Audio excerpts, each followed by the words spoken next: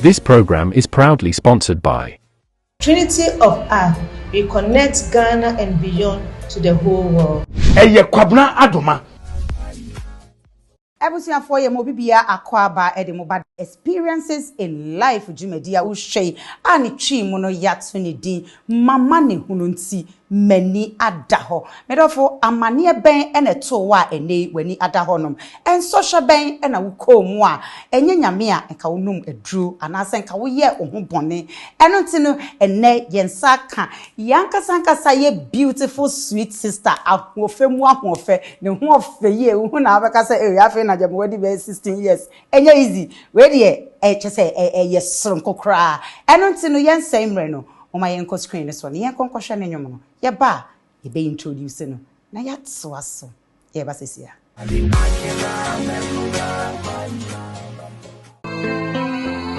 Welcome to Trinity of Earth. We are assisting people gaining their visas to the various countries. We are teacher, accountant, anasa office assistant. We are construction worker, plumber, driver, anasa security. Our person who took Canada, USA, UK, Europe countries. Ne amaya hodwa ekaka hunyina. And they are not for when it's Trinity of Earth Limited Company. Ya bwa ema wonya ejuma accommodation. Ya sanso ebwa hwese. Ubenya insurance We are calling for people who want to study alone or to work alone. People who want to study and work at the same time. So what person utu kwan wokoto and now person will call for visitor. When it's Trinity of Earth Limited Company. Trinity of Earth, we connect Ghana and beyond to the whole world. Medamas.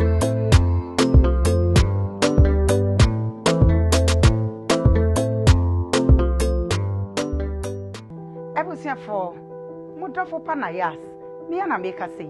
Your family Theophilus Annan, the doubting Thomas. Me say echinienti enam penifo se yekum sonko so a ne ehwia ahwe. Sa wo pesa wo ye obasima. Se wo pe African wear a wo be pam a be da wo ho for all occasions dia. Me kampo baby ba ko pe ene dia ma wo. Eye kwabna adoma. Obepam African wear dia maw ama wahya na da ho ma wo ba obi hu say yes we a gentleman. Womo pam mema niema, womo pam maniema, womo wo bags, womo wo shoes. Enya dia wo na ma na etiti anade wo tena ase a na ade trene bio. Enya no nko a osanso wo slippers. Omo wo in between Hatcho and the West Legon. ICJC asori ne nchen ho a. Fa number no keke. Now the friend, o friend na onu bedi nkomo obeye wasedi ama. Sky Gap Trends, Campanato Mama shop back with na hadie abrochire niema nkoa ene yeton wa ha sei titru eye teki niema a eye original yeton bags shoes se bibia esiesie nipa ema wudi mu na wo ya brantie anase rabadie eye Sky Gap Trend back up a omo alaji sabora won sani fa ho a eba African wear dia eye kwabnadoma eba abrochire niema ene teki niema papa dia eye Sky Gap Trends. Hello, good afternoon. Me name Ghana for more diaspora. My twamo baby, I will be from Unisofori.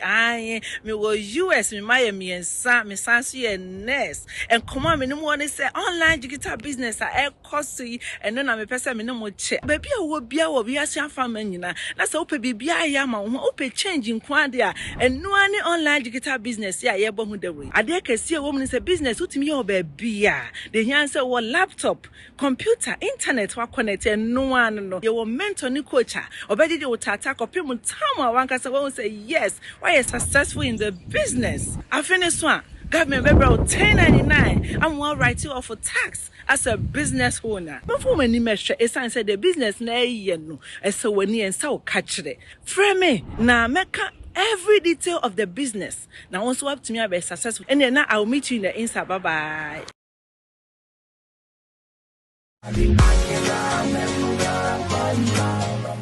Everything for we dey yanche ye mama kwa babim ai sa wakɔhwɛ nwomo no wahu nipa kro senye radia enka ye kra enka ye ne hwan ye nsa ka ye beautiful sweet sister ye beautiful queen papa bi e wo fie ha o Piesie Esther ba ko pe ye ka no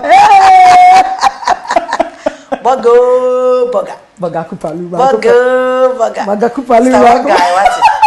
One guy too much.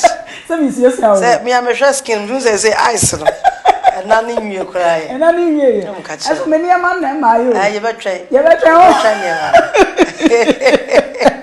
And your money, the amount I was on our car, Mintias, yes, David, a cry. Oh, sweet says, my darling. Oh, but what to say? Yes, sweetie. Oh, So what to say? Let me a dome.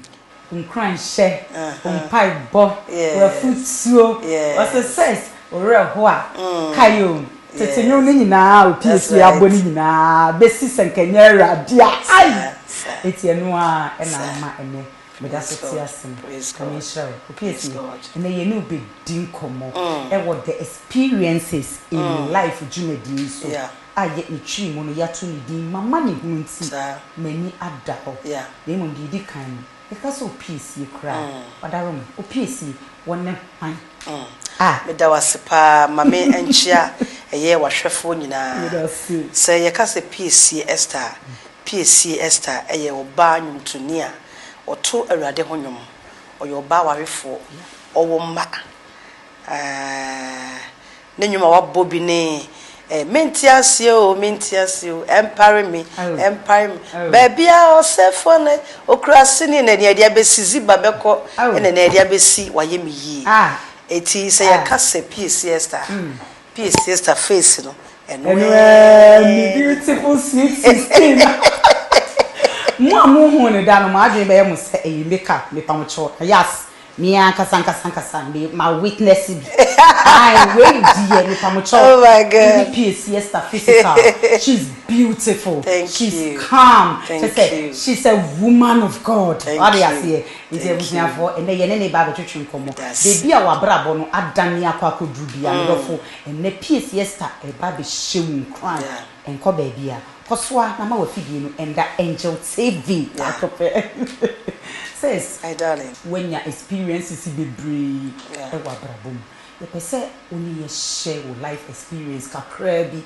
na de wo show a na kaye ne se onu madrum numpo se bi wa hye ni kran amon so oni yen share wabrabo mu nsem kakra bi na de wo show no kwankwan kuku no ho me da se pa in fact in life no de bia me kase se ye kasa brabo anasa setena me di mani be hunu ye free me mofra se no me nyini ba no a be hunu se me maame ne me papa na ye krom ena ye wo which is Ensuta Atonsu. Oh, okay. Kumasi Atonsu.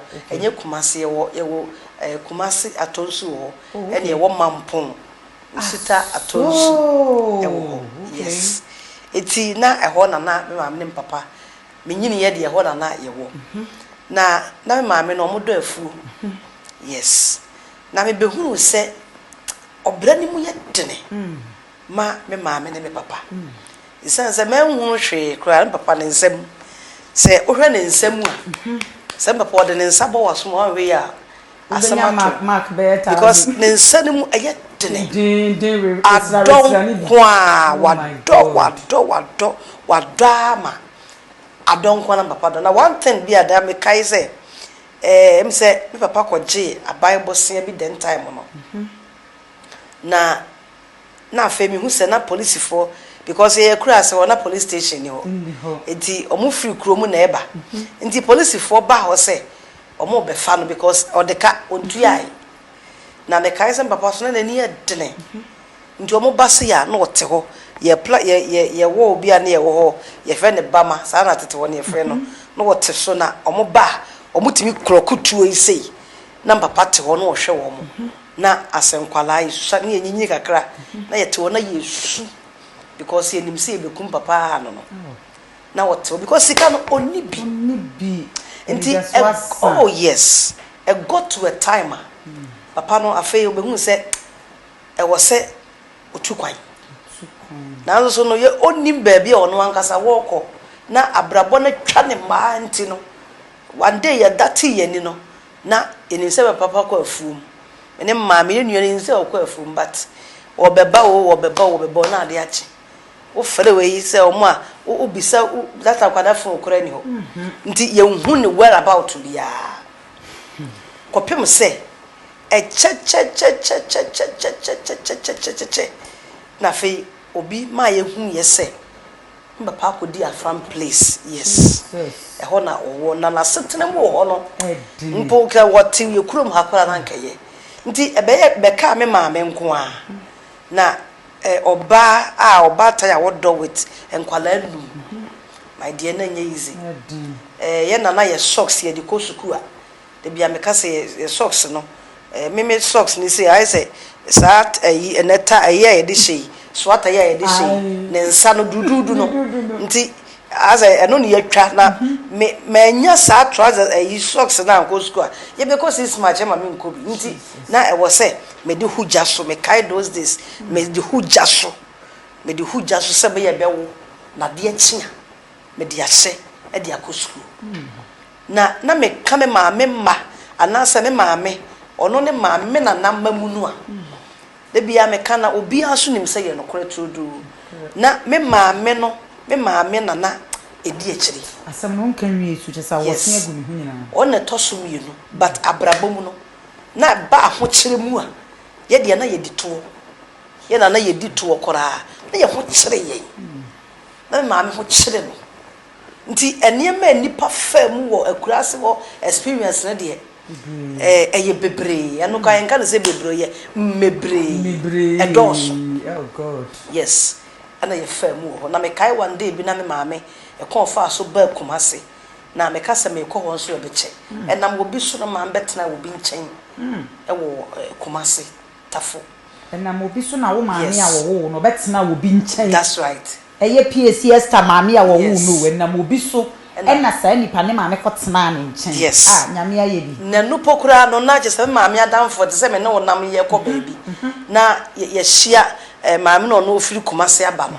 ena wo bo wo amane se me se ya besre wo Kumase maka wo mada ena maame no so me ma no me nya obi anfo mu nya no nti na me ma na me ka kire maame ne se maame ene ya wonde wo mada me de ya meba wo nti that sala maame ka no no na maame no so o de unya ho aya no waba because me maame no onim maame koro no but onya Kumase obeko na bisa ho se en wo ko yes nti maame no so maame nya kwan no ba ne nche no maame na ne dan singing room with ono ne ba na wo ba tan with enkwala anu ye de ya ka kuraso na wo ya ka ho na wo hwe obi a watena ware aseda na wakoya akwala wo kurukasi mu a na ekire se ya ahomete ba ye de ne ye pe isansa ne ehu se ye nya Kumase ne nko ade maame nya Kumase because hono Kumase nya yizo betimi akọ Kumase na oni se menyine kwa na mehu se Kumase kwa ne mikurum wo kwa 30 minutes kora ni no wadu na so na ye kwa 10 what ya say nti maame benya Kumase betena ye no oba e beginning no na ho kosua ya no a ono a no de aso a no oton e wo kwa ho ne ade a nyame ye na do onya adwuma na ohoro twa ba nchense na nanu man ba mane e wo se to da otwa no kai ne mane bia no obo mane e to ba nchense nipa ne bi didi wia because the ono obenya o kakra obenya no to ba nchense mu hohoro sika se na obenya na de bia to aduane na di nti so da na se bia yenya mane bi ni ya na de nipa ne bia di akahwe na se ni efe kakra na wadi yes this is where na Edin baby ama akoye adwuma no soba o yes ne to da yes ye na mama be dimpu na edin eye Piesie Esther maame o yeah intino kofo didi wie na ebi ka o sha de ni efe kakra no yes maame na fa yes yes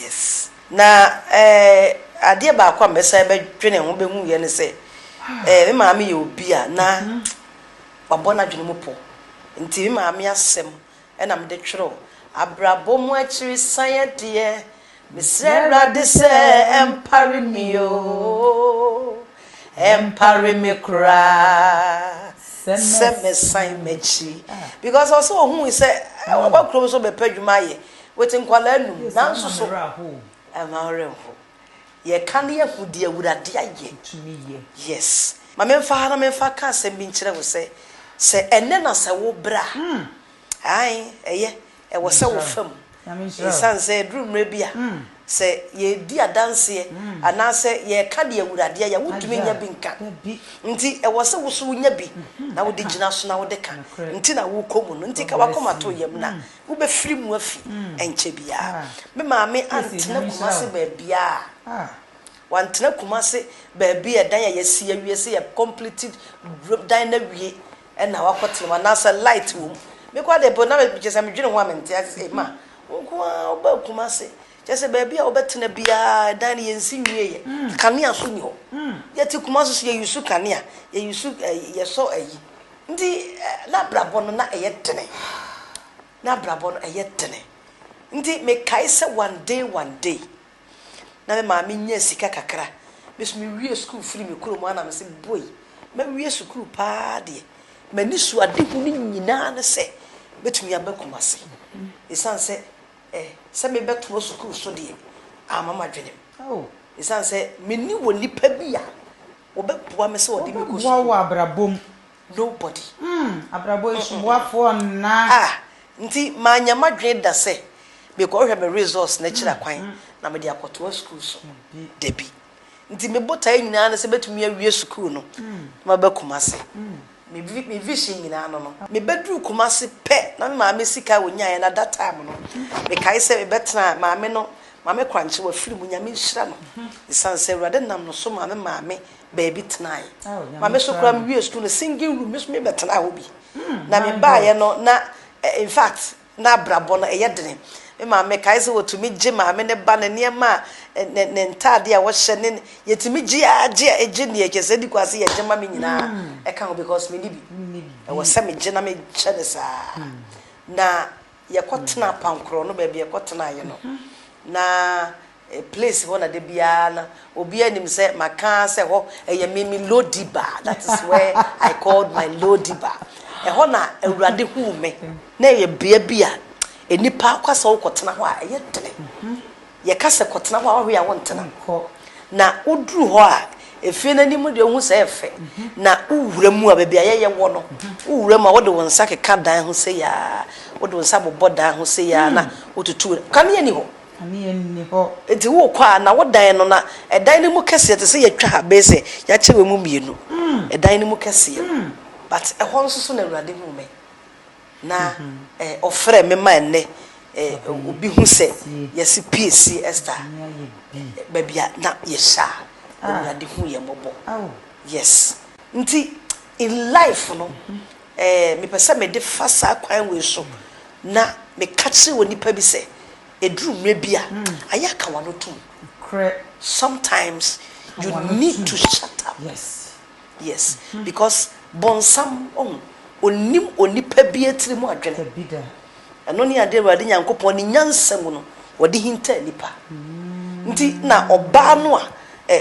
odada no ye Adam ba na odada no okobisa no oba no ne kan ni tiri mu adwene kire ne se awurade nyankopon aka kire ye se ye ni trom hadua nyina bi gise ba ko yesi wi se wanka enka bonsam wonim yes nti bibre na be hu Piesie wa bra ye start se bia ye wa ye me ye nwumi no bu ha no abisa na nwumi e de ne ba ye na nwumi e de na ba ne sei ne senti ni se one day na mete ho na mako interview se de maba menu afefe na Nayas interviews maba interview ye na onua ba bi e ba me nchen receptionist no ba me nchen we bisa me say mami mpacho do you care for something obisa me brofo pacho uhia bibia na ai na me ka say oh thank you so much I'm okay with that na oko na mete ho na me hwe no obi abayo afefefe na wako suku edrechiri na me suku no mantumi anko sa SS ne university no ni ade no na me hwe se awurade adom nti no ne senti ni se bambi me kas de nti me kan dia be hye won se baabi a na ye tia na ɛhɔ nye na ɛhɔ ɛyɛ nimguaseɛ place yɛn na yɛ wɔ fufuo wia maame yɛ wɔ aduane wie na duru me bi tumi sɛ adeɛ no yɛtumi sɛ yɛdi awie yɛ huri na to garden mu yɛato atwene na aduru tam sɛ sɛ baako nsa ne di yi wo nti yɛtumi kɔfa fufuo no a yɛato atwene no yɛkɔfa da maame be kae sɛ watwa aseɛ no ene tie na firi ho na waba na nkwan no ye de nsuo ehohoro kwansen ne ho na kasa ye kakra na ye hwe agusu ama na wote ho na wudi ha ebusuafo life experiences obia obi me ka se akwara ya wo no wo fefe wadi afi ba akokora no wo life experience isan se wo start school obi be ye ne de enye obedi ya wo ni mu obefrim obekọ nanim abrabo aye bo no wan free ba ko a onkomi no wo fiti preko penso pause a medofo moja bebre na eba eti life experiences de se obia enya bi e wa abrabom na wanya emu adanse die eguso aye ni Piesie Esther edi nkomo me ankasa me ye host no mesu wo mi mu a wa wo hwe me nim awon se aye asero akwo niema bebre na tu obi bia ento onipa ba ko timedofo life experiences wamane hunu nti wani adaho ede ne to a wani adaho Piesie Esther bebre ne to no na so nei nani adaho e woni ema bebre mu ti ade ba ko a oso wode hye mi nkran wode yatufo no wode bi yatumi ankasa so fo se edru ba bi aka wano tum esi ento aso what is dru ba bi a sa word no eye me de dru ba bi a yes just shut up yes now keep your mouth shut yes isanse ewurade de utiri mu adwene wode asie obonefo no nti menua ba no ba me nchen na wokọ no na me started safe me kakai se ye ne brebi atwam na wo hia gu ni panimu ase ebi na won shatade foforo atade ebi adi atetem but ye de anim guase atete watade but kawakoma to yem yes it's na mesha se me ka say there is God amani bie ni wa e baka nipa so bida na o how bie ni wa eni awie ye oh yes nti sene ne wonam mu a nti ama wo konua na ye kese na kire wo se nti hye wo ho akonfo ye wo ho bone no abusua enya wo ho bone na Yesu Kristo woda so wo kodo ni nti edru mre bi na mehwe na bitie wa ye mi ya ewurade wa ye wije tete no oh enkofo nchen atnetuo ewurade kotodwa ye bu ni munisia yate etoda na se wo ka wasamacho bi a wo ka kora onipa ne nshada nya there be because I was na wo Piesie toda mu ni se bi a wo ka ne se a wo ka ne sa keke Piesie my darling ye pese ye bisa o se when your challenges bi wo abraboimo starting say nyame starting say o shrawi when your challenges be with disappointment adwumam contract mu obi bia obi ne wo ye contract edru say wo disika sem no ebe ma wa na say be sim wo disappoint wo ya ye ne wani ada ho abrabomu ne de bia me ka say ye nipa yinko de be hia mane ye be hia wotaye ye be hia sore nanso so no de ya mennim ne say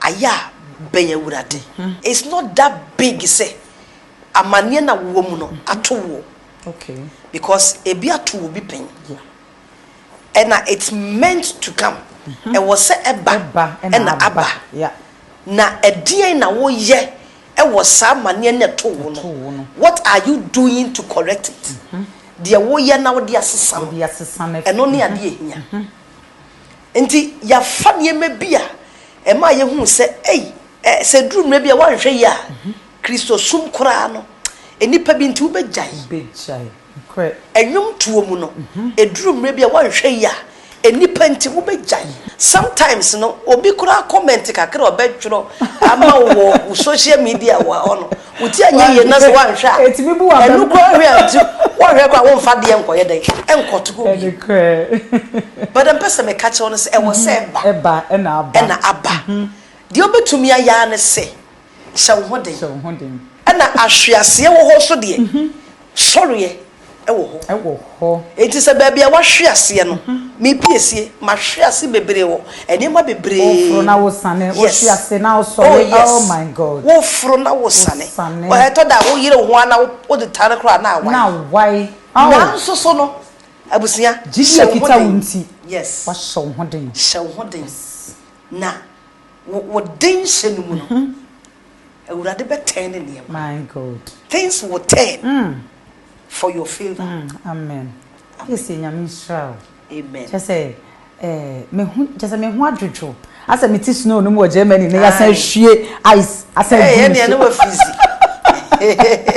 in fact just say wash you cry nyame Israel amen it's very ade by bon kwatenten ahoden e de maw isan say ye hiawo ye nyina wiase nyina e hiawo mano kasa nkran hye just say wonnwom kra no mimi say aboa me bebre say wa woni bebre na me ye the type nso a abra me won so hwemu no me tie wo gospel pe that's right na makoma to me ye na awurade amame ani daso yes ani nyansa bi yes nyame wo nhyira wo amen say ye to nsa frɛ wa obaye pacho wadaroma for final words any social media handles yes number to chia adofo be yemienu mama please mpacho kun de meda nasepa o medasi mpacho ni din ni kwa mi rest Mr. Enoch Asiedu ebusi afọ mumu ame na monka me ho amenda Mr. Enoch Asiedu ase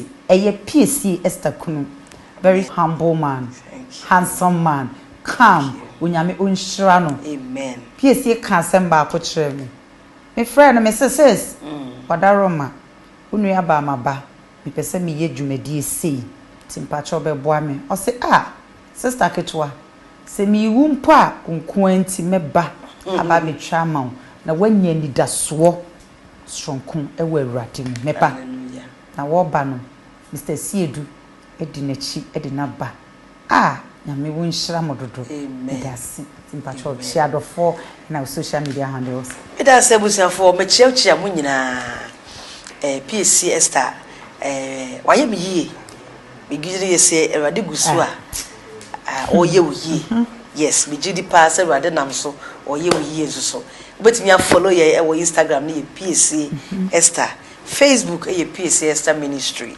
and na TikTok e Piesie Esther official follow ye na wo hu ye activities aye ye nyina pese me gya wasamba akopɛ God bless you ye pese me de ka kyerɛ nyina ne sɛ there is God nyankopɔn owo ho na Bible say wo ye wona ohwe na kyira kwan na katuafo so ohwe wurade nko ade a obema wahu no enti hwehwe wurade wo hawo ne mu hwehwe wurade wa mane ne mu na so ohwe nko ade a obehu no na obeye wuye amana bros Piesie yeda wase si yeto nsafrɛ obaye yeda ase bibre ebusuafo yeda obi biase sa wo hwɛ yɛn ɛwɔ Angel TV experiences in life and trimo no yato ne din mama ne hunu nti mani ada ho ebusua yenwie yo afei ne ne counselors so eba betena se na yatwetwe nkomo ne bie nsɛm a Piesie ebekan eso na wafa bi efutuo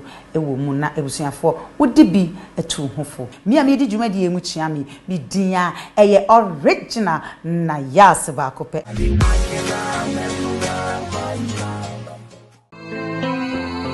Welcome to Trinity of Arc. We are assisting people gaining their visas to the various countries. We are teacher, accountant, anasa office assistant. We are construction worker, plumber, driver, anasa security. Our person who took Canada, USA, UK, Europe countries. Ne amaya hodwa ekaka hunyina. And they're not for when it's Trinity of Arc Limited Company. Ya bwa ema wonya ejuma accommodation. Ya sanso ebwa hwese. Ubenya insurance We are calling for people who want to study alone or to work alone. People who want to study and work at the same time. So what person utu kwan wokoto and now person woko for visitor. When it's Trinity of Arc Limited Company. Trinity of Arc, we connect Ghana and beyond to the whole world. Mesdames.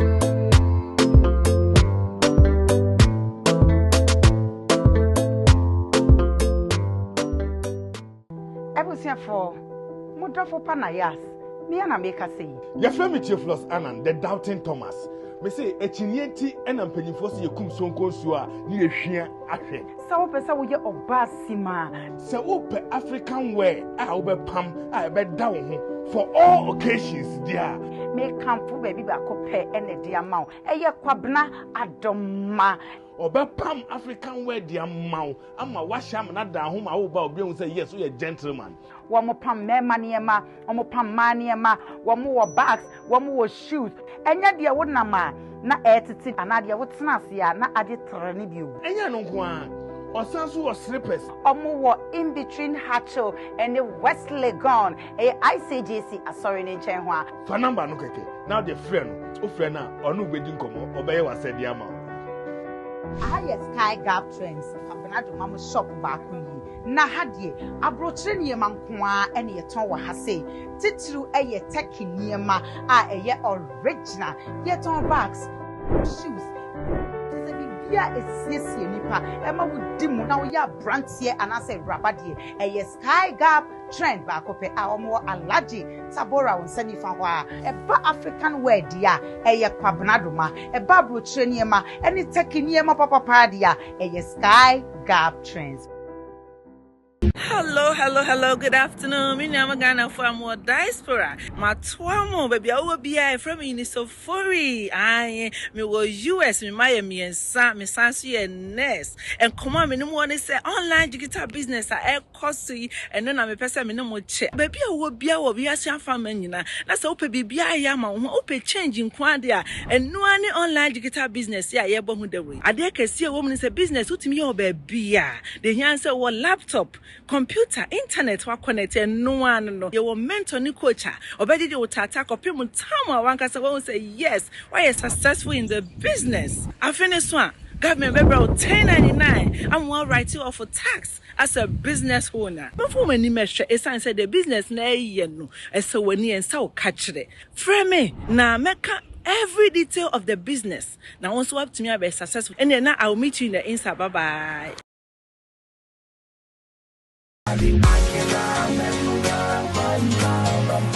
Why you say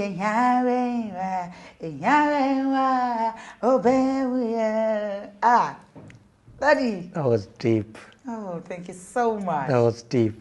Nyamisha. You got great voice. Thank you. Nayas. Daddy, Yes, Nyamisha. on car. So we my secret admirer. Really? Long time. Michelle. Wow. Na me de wo west we futu sam no. Me de bia hye me hu. To God be the Me de glory. bia tu me hu fo. Me ma me besi e toda na kire so a.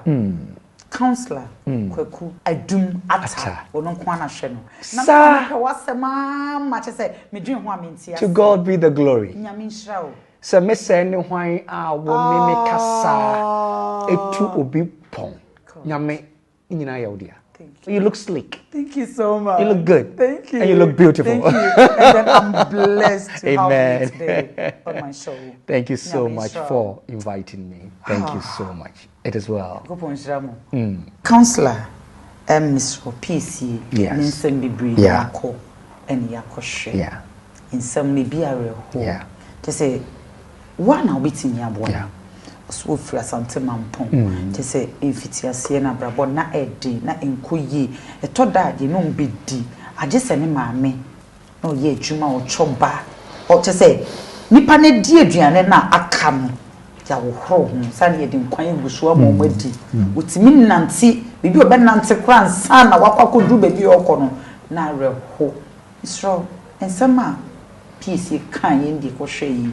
Edien emwo na bitindi aboa yi. Nayas medase. Ye bechi obi bia wo hwe ye bia. Wo hu se obi afri baabi na wo ba. Correct. Asema to obi da. Obi afa sembe mu da. Obi aka wo ho asem da. Ba se wen bie wa no anka obi ni. Obi ni hwe me ho awosen. Enti Piesie asem no eye revealing. Yeah. Eye nkranhye. Badame kase ansa na nyame bebo wo no. No nim de obewie wo. Any believer must get to know this. Yeah. Say nyame wambo obi afun. or boy ne set ne sasso. So we are unique in our own image. Nayas. Enti dear ato one wo de wonni banyamini. Madame Kase, if you don't go through the stages of preparation, you will never be presented. Enti nyame wode fa saade ne mu nyina na bibi nti. Na so one to boase anwene anhwe de nyame pese wode wo yo you make a mistake. Enti da me Kase, don't trade off the self to that of a spiritual. Your spiritual being must be astute, no matter what you go through. Sabe Piesie Esther okodidi wo obi aduane aidiaka ayehwe nsuo guso. Now, do you know what it means? Sisi akobusa ne say odisa aduane no. But I needed to start from there. There was a bibi ba, I was a BBC for me to know how great God is. It to me no a fulfilling, revealing, challenging. Yes. Men kaso bi entie no nkase entidie tepi because every assembly or kind bia no bia wori de wom. Correct. Nayas, you have yours. I was just saying this morning, this afternoon say, I don't know who free Germany no Ghana. Ye nyina yepesi ye ko Germany. Assembly but when be one can obi ntiase. Me ametie me di power pada. If I do not open my lips to say, you wouldn't know.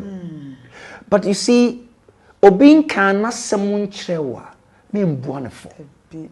Da mekase ya susubunko fwaten. The little glory you have, sikebia owo kabia owo. Na wonam na bote chego bi su no kase adan me paucho, don't run away, just get down and say I'm so sorry. Because baby will free battle. They were femuno. Don't just conclude yours with kana utimuno. And that is what we do, make a mistake.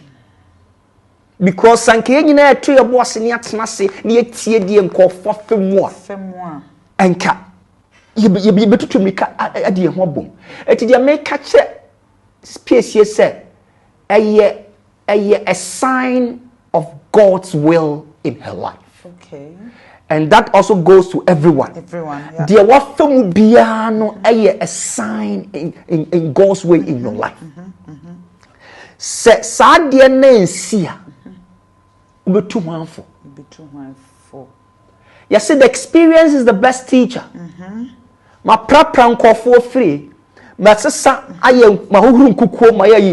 koshane kitchens is here. Now one go through that. How would you be able to cook? How would you be able to clean your utensils? And so now she's blessed. Maria. That is how it goes.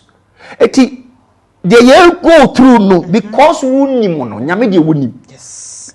Na se etoa enkebida efiri ne wa wotie me nyame mewuo enkebida nyame won kunda that make us nyankopon do not punish us but God discipline us. Yes. And once upon a time na o sika onye sika na hwede oyeye afre oba zero enye punishment eye discipline or the share won sa o ma wonya bi no wo ye den. So God disciplines us. Do not punish her. If you free ne kosha no be who go through bibim na o se nyame mewu. Papa eto da counselor ya na utimi ko situation bi mu a wunya ya. Yes. Enka wan no madrewu. No. Na se wa show ho akonfo because me ankasa metie do baby. Yes. Minim se de eto me me to obi do baby me se ah ferry ani wo die enka fenyamo wo. Aden na wiase nyina be hu se ukosa situation omo ye hwan we need us was ade na wonu madrum e ho ne ye won kwala adwene but ne mame nka bibi nkyerɛ kan bibi kyerɛ wo hu star ma momi nyim wo no adana wo free ne dem kɔ abonten kɔ feye was the day ana wo bi nipa your heart beat bubum nti ma ne kɔ feye the heart beating e wo momi yem for 9 months awuti masisi ano is still beating. The heart is beating within the same rhythmic beat. Eti dia two one into ukokun. Come on. Una ball. Nyame ne ball. Ano odi bibia hyew. Ano say me de waba me dwene wo ho ansa na me bowo. Ana me implement e wo. Ana me de waba for an assignment. Assignment the ground start you. Osukokun. because they are told. And you want and you walk and you nyame. Never make a decision of them. They are them. But you, who are you? God's chosen. God's unique way. It's only God who knows what I'm going through. And if you don't go through this, where would you have wisdom? All right? And a bar, don't trade off pain. Because as some bar now trade off pain. And no man from the casse. And you may the tendency is that because there's a certain voice that tells you when you allow that voice to supersede you. But the moment that voice comes, get out of me. I know who I am. God is with me. I'm going through for a cause. Yes. When you can speak that language to defend it, you stand. And the maminka or fidye kese Yesu say. Wow befa adie ye bibia to no hwa na wanka se me kume ho. No! God bless you. Don't kill yourself. God bless you. Because nyame was starting wiase nyina no was starting high and soon. That tells you life. Life is about light and darkness. If there's light, I see. I walk, I go. When there's darkness, I can see. But what do I do in the state of darkness? Look for the light. Look for the light. Darkness will come. Wisdom is talking. Exactly. Now locate where you are going. Look, Nayas, we are on an assignment. Do you know that counseling is not part of what I studied? I'm a chartered marketer. Yeah. All right? Yeah. But as to why I'm sitting here talking this way, why? Because in my course of lecturing, probably I open myself for something, and then I've become a vessel that God is using me. So if that is that assignment, now obi ko gu mase, obi ko kan bibi and I was saying me nkasa nuntimi kume. It's a passing by. So the light is there. Darkness will go. But whenever there is darkness, there will be light. As I sit here, you would admire me with your mom secretly. But hey, maintain. But the maintain and almost the same. Look at what you told me this morning.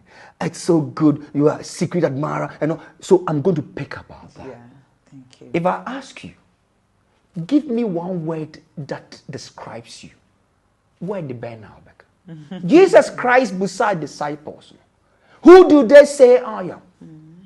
Except one person who said it. I say, I came through. But if all of us can develop a word, that word need not be a negative word.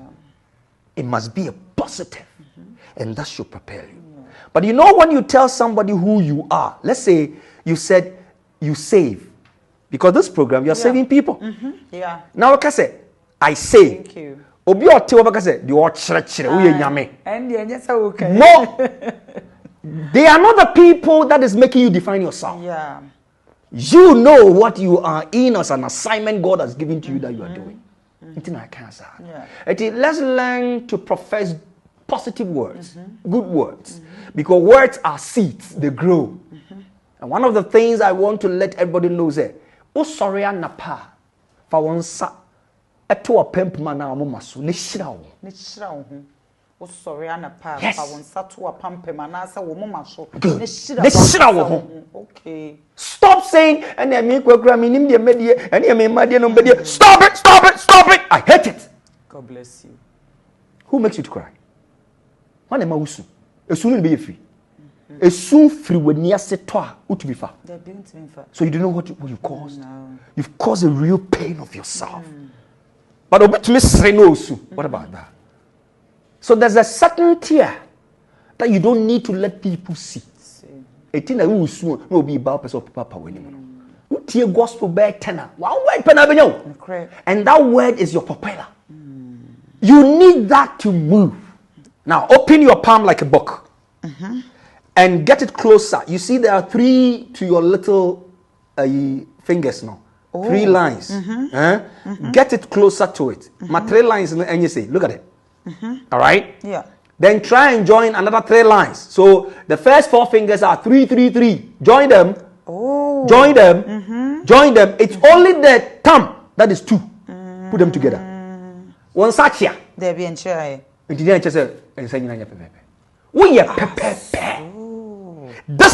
is your revelation.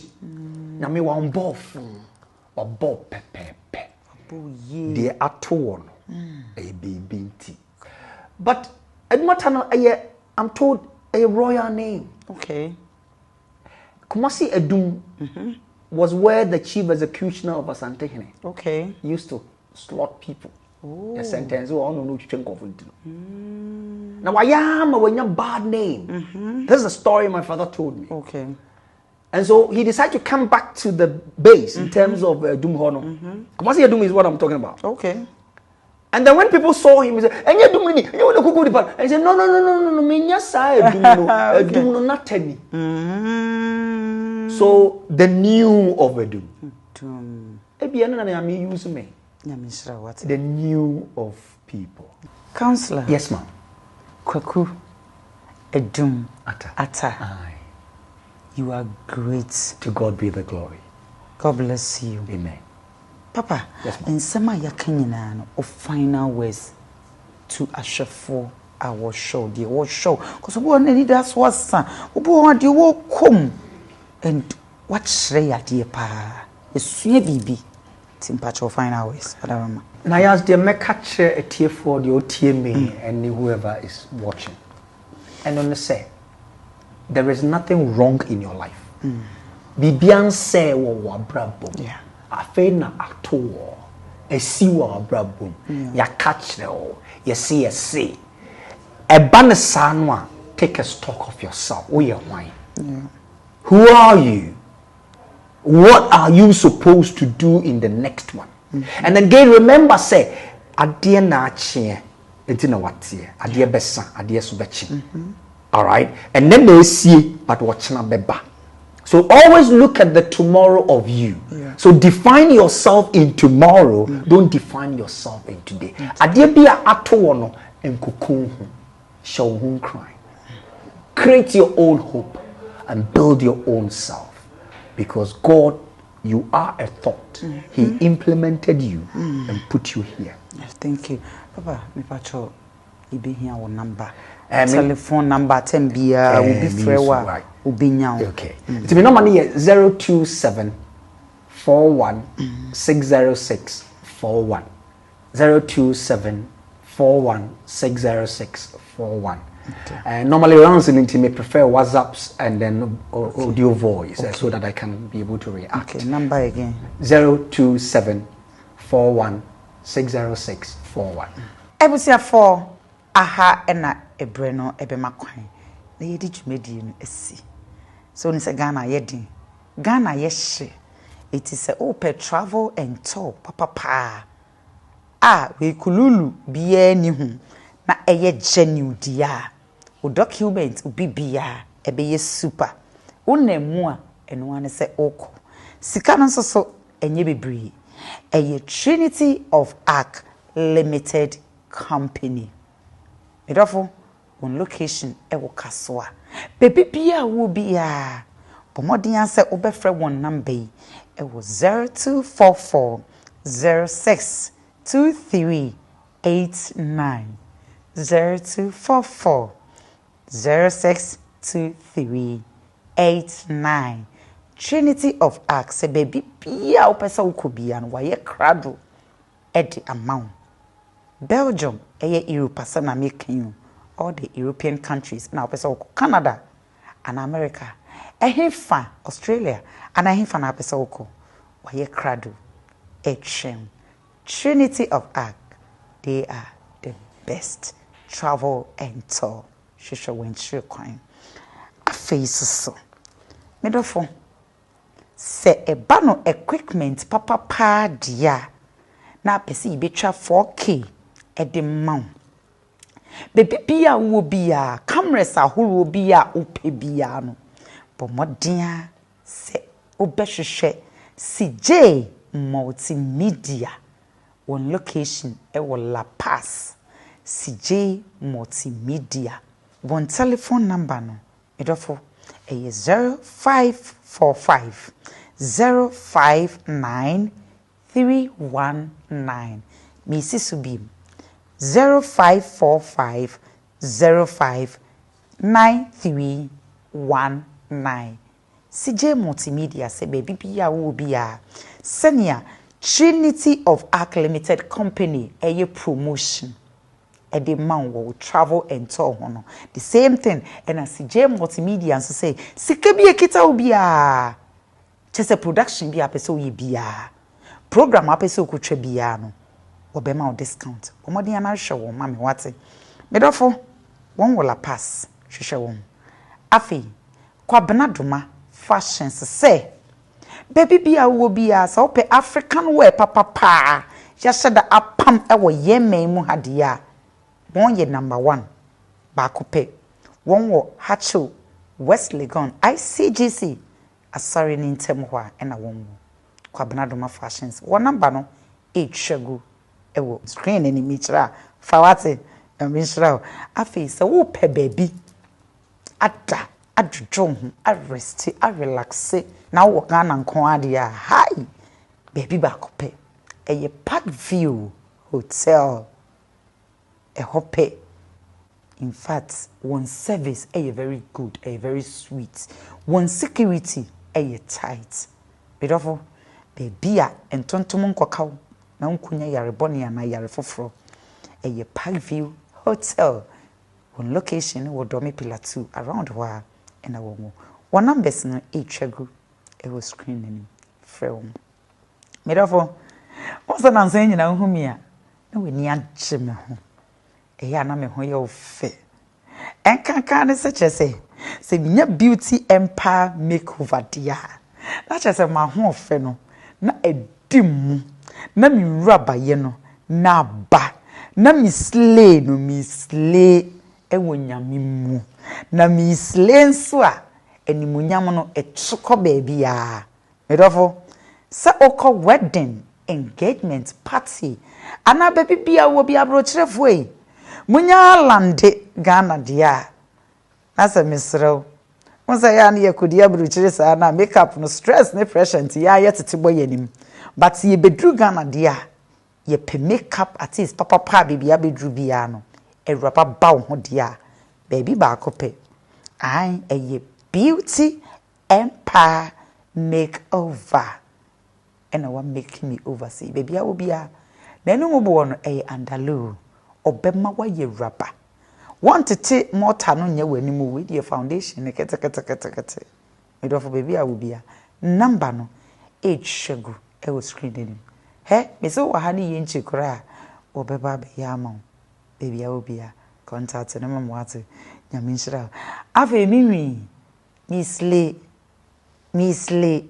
yes se die me se Nayas mi nya me humpo hey lash hair GH wase baby obia medofo enwi ahoro obia opebia o abrucho babia baby ba kope lash hair GH say hwehwe no ne contact na echegu ewo screen eso no afi atare ehye udru kwa abenya asa ukokwa abenya na ufra atomic runabout ekokwa abenya ho na musuku runabout ho na won nza nifa ho na boutique na ewo ho no erade bintu obema oniema papa na udru ho a eho na celebrities ni nyina wonpie na wokoba number no echwegu ewo screen anim friend wate delivery be the amount free delivery afi the boy fashion jewelries amama ye rapa medofo ensema ya kenyina mjidi se wafa bibi wo wasua bibi wo experiences in life ye tonsa efre wana wako sumu ohaw amani nyinemu ye ne won atena se atwetwe nkomo na ye hye mu bose ewia na ye nwi ye sign tonsa frɛ counselors a omadwi mu do etitirufo lawyers, doctors, asofo, emomo ba ye show no so. ene ababeye enhyekyere enumadrum enye wo ho bone ebibi ya wo bi enya gidie te sesenia counselor kwaku edum atakan no medafo program ye dwumedia yedi bebibi ya wo pese ye bo wadwuma ho dawuru edema odia bomodi na contact your number 0244 506 706 0244 506 706 esen twagu e wo screen anim ye sign we all over social media na bomodi an say obe follow him obe subscribe him I will YouTube Nayas 1 TV me a me di dwumedi mu chia me dia original Nayas bakope I'm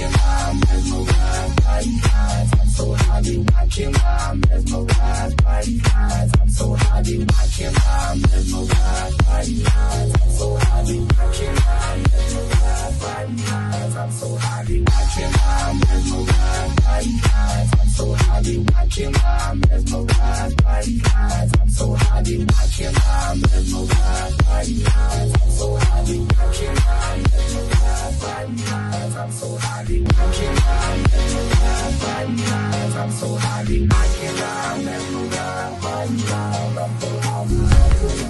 This program is proudly sponsored by Trinity of Earth. We connect Ghana and beyond to the whole world. Eye kwabna adoma